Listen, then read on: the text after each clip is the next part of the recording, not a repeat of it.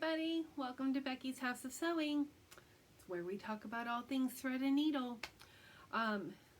This is my video podcast. I am Becky. This is Becky's House of Sewing. I've talked about cross stitch and quilting and all kinds of things that are thread and needle related. Occasionally we have guest stars. Yay, Ron! You were a big hit. I look forward to having you back another time. It'll be fun. So today I have a few things to talk about. I thought I'd also bring in some oldies but goodies, some unmarked, undocumented cross-stitch that I have around my house from my family members and loved ones, and show you a little bit about what I was up today, up in the last 2 weeks or so. All my friends and family came through Hurricane Ian without a scratch. Just lots of rain and wind and the normal things. And our hearts definitely go out to those in the Fort Myer area and lower Sanibel Island, which is where I learned to swim, and all kinds of things like that. They really got hit hard, and it's not the first time. Probably won't be the last time, but it's devastating to go through a flood and hurricane type scenario. So it's very unfortunate, but I am glad that most of the people that I know are all safe and sound, and I hope those who need help are getting help quickly.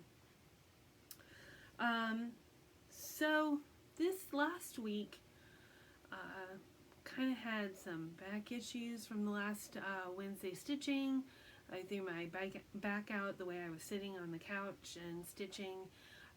So went to the chiropractor today, yay! And we'll have probably one more follow-up visit to get me all straightened out.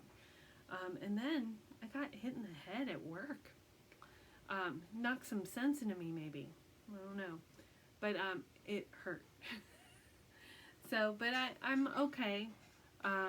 Everything's fine. And then the week before that was Hurricane Ian storm watching.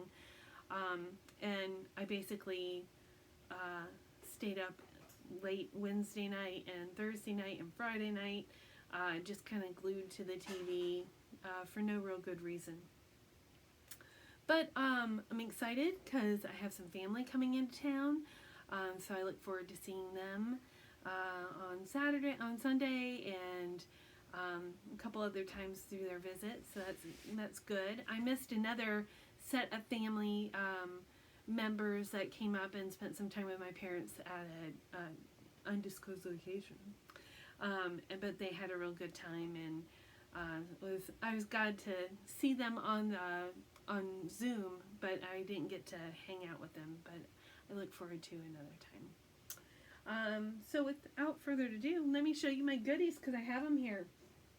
Okay, so this is, and I do have documentation on this one because this is from my grandmother Ina.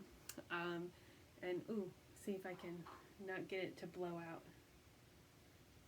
Anybody recognize that? That's a love stamp. Remember when stamps were 20 cents? I bet some of you remember when they were less than that.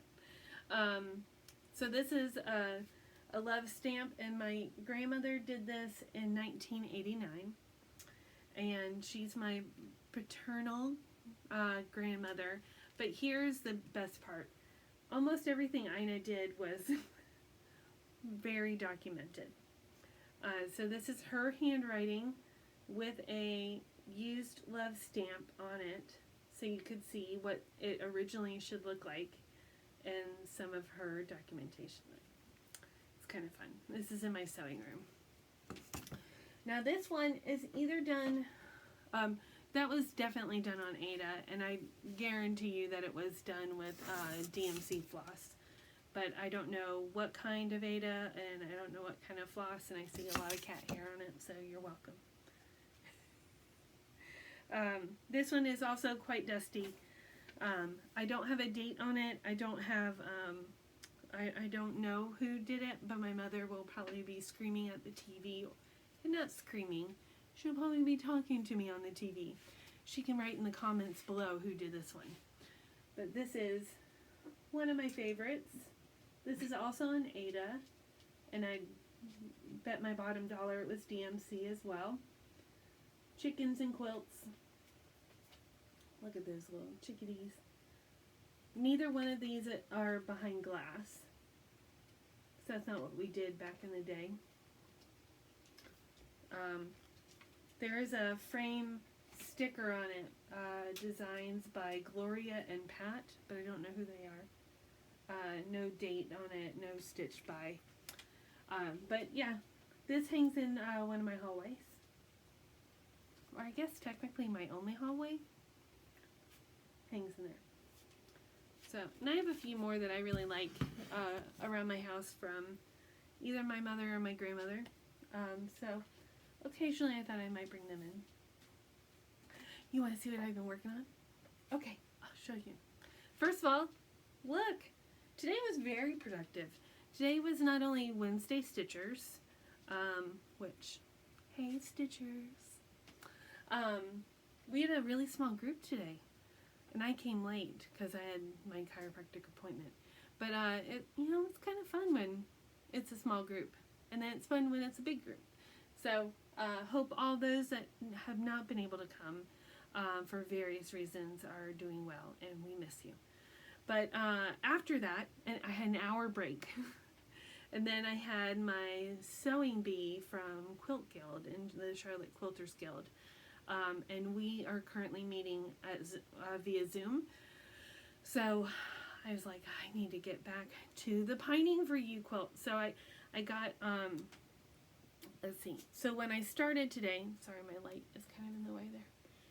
So when I started today, I had the pineapples cut out, the tops and the bottoms, but I hadn't cut out the background fabric. So I ironed, cut out the background fabric, and then sewed the 4 bodies of the pineapples together. So now all I have to do is sew the sashing on and sew them together.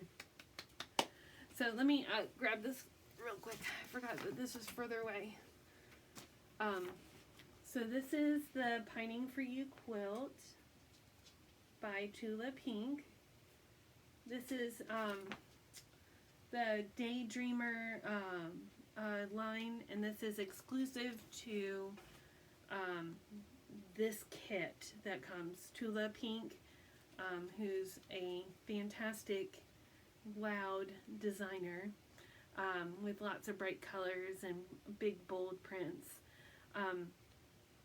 She does a kit for every new fabric line that she comes out with, and to be honest with you, I like this one because it's fairly easy and straightforward piecing, but it's not my favorite line of hers, but I really wanted to do a Tula Pink. Her line that came out after this, called Nutty,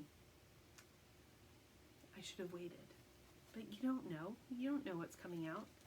So I had a couple of friends that wanted to do this with me, so we have a Zoom link that we've only used once. We got this like a year ago, and we are just started it. We had 1 meeting, and I've gotten 4 blocks done, and I'm on my way to 8. On my way. But it's a fun quilt. And it will look good in my house. So there you go. And pineapples mean hospitality, right? So I did that today. I did that in like a couple hours. And then when we were done with our time together, I went ahead, sorry, I'm going to lower this because I feel like you can only see my head. Like I'm just a headless person, like Max Headroom. So I went ahead and finished matching up the pineapples to the background fabrics. And so now I still have some cutting to do, and some of the pineapple tops I need to cut, and also the background fabric. But I do have the bodies all ready to go, and everything's all paired together now, so I can kind of get on a rhythm, which I'm excited for. What I did during Hurricane Ian was this. I think I talked about this when Ron was visiting. I have plans for these guys, but I wanted to do, I have some friends that are tea drinkers. I don't know if anybody knows who I'm talking about, if they're watching. So I really wanted to do this one and this one, and then I went ahead and did this one. This one was my least favorite, and it's still not completed. But it's really funny. I was laughing at myself because I got obsessed with them. So I was up literally till 2 o'clock in the morning finishing these bad boys. Look how cute. It keeps getting blown out. Let's see if I can get it closer. Sorry. I'm videoing at night, so I need the light, and then it's blowing my stuff out. So that's okay. I get to be cool and say, all my stuff is blowing out so you can't see the colors. So I must be really cool. Isn't that cute? I don't know anybody that is a good friend of mine that likes tea and daisies. I just don't know. I don't know. Could it be? Anybody whose birthday is in November. Here's the other one. Now, here's the final one. And I was like, well, I might as well go ahead and do it. And then I kept getting turned around on it because it's one of those, like, I really want to do a biscornu. I don't know. Does anyone know what a biscornu is? It's kind of like a pincushion size. And it has a design on the top and the bottom, and the way you sew it together kind of looks like a pointy tomato, for lack of a better term. But sometimes those, because they're symmetrical, you kind of get lost on what is the top and what's the bottom. And if you aren't paying attention to that, you can get your X's going the wrong direction. And so in cross stitch, Ron, you want your X's, your bottom leg and your top leg of your X to go the same direction throughout the whole pattern. So I had to do this little thing at the top to remind myself what way was up. And at this point, it's really easy to do. I don't know why I haven't finished this. I might finish it tonight. But I don't even need a pattern for this because it's kind of, that's what was so enjoyable about these, is that once you got going, you kind of didn't need the pattern. It worked up pretty quickly. Just a couple hours worth of work. So I look forward to fully finishing those. Right now they're just an FO, Ron. Just a fully finished, a finished object, not a fully finished object, an FFO. So today I made a little progress on Mrs. Campbell. I forced myself to sit down on it, much to the chagrin of Mia, because that means I sit down in my chair, not on the table. Not on the table. Table is not the right word. The couch. I didn't sit on the couch, which is where Mia prefers me to work, because she can sit next to me. But so here's my progress. So I finished up these two little sections here, this little guy, this little and symbol, and this little X filler, and then I started on the Algerian eyelets. So this next alphabet row is not cross stitch, it's an eyelet, an Algerian eyelet. Algerian eyelets have 8 legs to them, and they basically take up, like one stitch takes up 4 cross stitch areas. Now I'm going to hold it back here because there is a mistake. And you can't see it from back here. So that's fine. So I'll start on the B and work away across this way. I still need to do this section, which is still on one of the pages. But I had a hankering to do an eyelet, because the eyelets on the first page, the first stitch of the eyelet is on that page, and then the rest of the eyelet section is on another page. So I was kind of, for whatever reason, nervous about that. So I went ahead and just bit the bullet and did one so I could get the nerves out of my system and just go ahead and get her done. This is 46 count tabby cat, and I don't remember the name of it, but it is the called for materials for Mrs. Campbell. It's also the 103 silks, which I do enjoy stitching with. I have had struggles with it being harder to secure my stitches, so the tails have come out on some of them. Like, I haven't done it on underneath enough stitches, or done the pin stitch as securely as it needs to be. And the 46 count, like, I need my magnifying glasses and my lamp magnifier. It's pretty serious, and then I still miscount. So it's just small.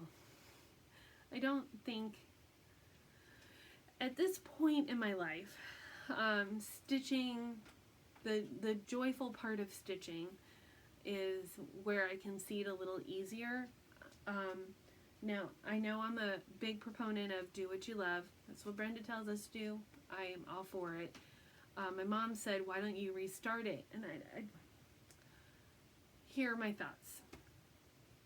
I've already kind of done a lot of work, and I do like how it looks.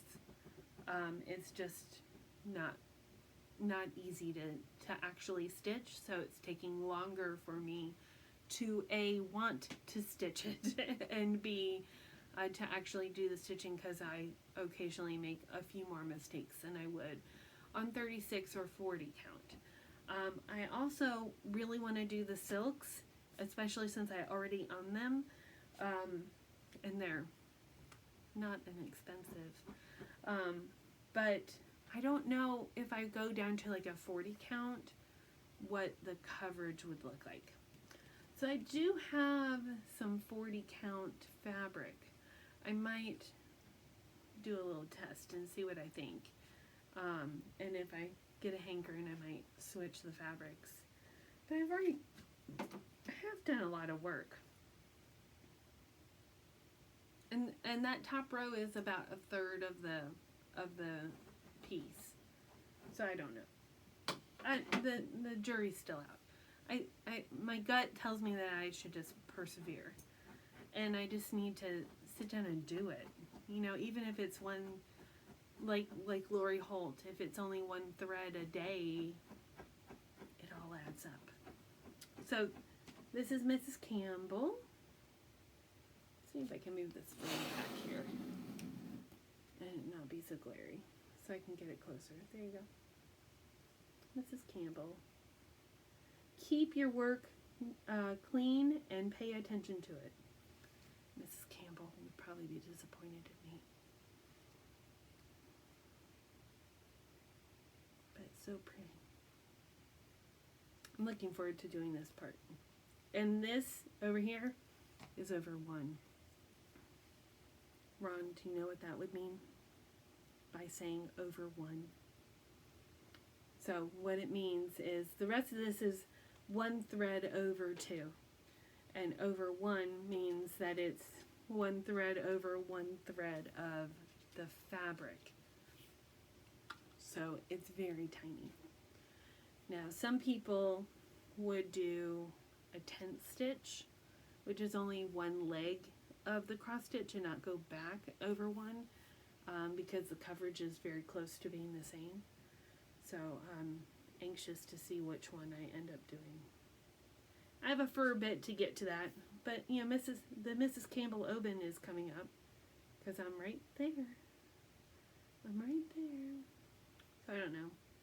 Thoughts and feelings. What should I do? What would you recommend? Do I find a different fabric?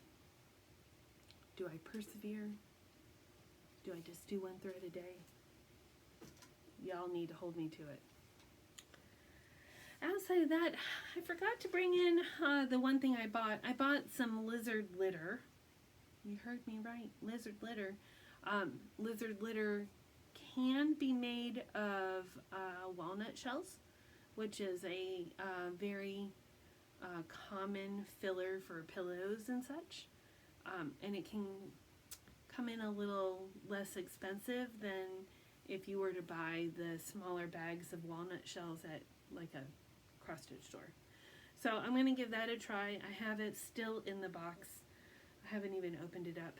But my intention is to grab these little guys and make little pillows. I also got my Quilt Folk magazine. This is a quarterly magazine that smells so good. Very thick paper, lots of beautiful pictures. Look at this quilt on the back. So this is South Dakota. So Quilt Folk takes a deep dive. There's no advertisements in here, so it's an expensive magazine because you get them quarterly. And then they do a deep dive on several different areas in a state, and interview several different people and do a little historical write-up as well as interviews with the people that they've chosen to highlight in the issue. God, it just feels so beautiful and waxy.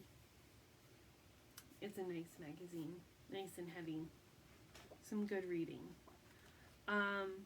So there's, I mean, look, I don't want to give it all away, but look at all those beautiful stars. Of course, there's some great Indian nations in the Dakotas, and so they talk about that. Some great people that do some applique, as well as, look at that. So I look forward to getting to know the people that they have interviewed in here. I've done a preliminary search of it, and really, really enjoyed it already. One person I know who writes for Quilt Folk is Frances O'Rourke Dowell, and I believe she's in the Raleigh area.